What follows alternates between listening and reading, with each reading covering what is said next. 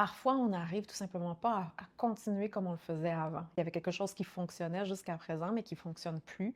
Puis quand ça se passe dans nos vies, ça, c'est profondément déstabilisant parce que souvent, c'est quelque chose auquel on est vraiment identifié, auquel on est attaché, qui fait partie de notre identité. Ça peut être, par exemple, un métier qu'on fait depuis longtemps, qui faisait partie de notre manière d'exister dans le monde, de prendre notre place, puis qui tout de coup fait plus de sens.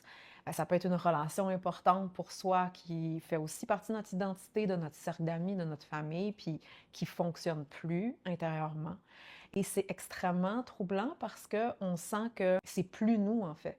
Puis on n'arrive plus à se mentir, mais en même temps, on ne sait pas encore la suite des choses ou qui on est réellement ou ce qui est réellement pour soi. Et dans ces moments-là, souvent, le mental, il veut s'accrocher, il va tourner en boucle, il va essayer de chercher des réponses, il va essayer de chercher des solutions rapides, il veut que ça se règle maintenant parce que rester dans ce entre-deux-là, c'est inconfortable.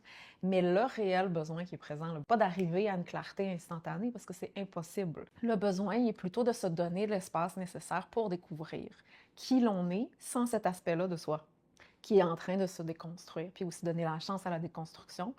Et la clarté, elle n'arrive pas immédiatement. C'est impossible, en fait, qu'elle arrive du jour au lendemain, surtout quand on vit une transition intérieure, puis un changement profond, puis une remise en question des choses que l'on croyait être soi jusqu'à présent. Quand on réalise soudainement, par exemple, « Ah, c'était pas moi, c'était un habit que je portais. » Oui, mais cet habit-là, maintenant, il est rendu trop serré. J'arrive plus à rentrer dedans, au tel point que ça me fait mal si je reste dedans.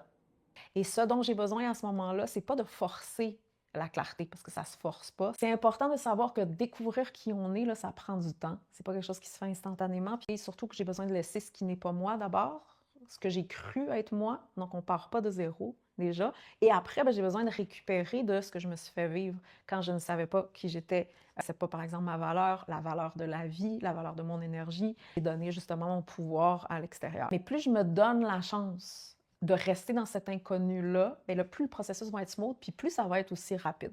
Parce que je suis en train d'écouter, en fait, le réel besoin qui est présent plutôt que de prétendre être rendu à autre chose, d'avoir la clarté. Parce qu'on veut si souvent là, juste sauter l'étape dans laquelle on est présentement pour passer à autre chose, alors qu'il n'y a eu aucune digestion réelle.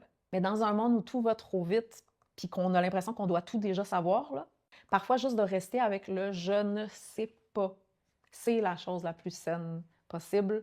Donc, si vous vivez ceci présentement, là, déjà expiré, puis c'est OK de ne pas savoir, c'est courageux, en fait, de laisser quelque chose quand on ne sait pas encore nécessairement aussi ce qui est là devant. J'ai besoin à ce moment-là de revenir à, mais qu'est-ce qui est vrai pour moi aujourd'hui? C'est quoi ma priorité en ce moment?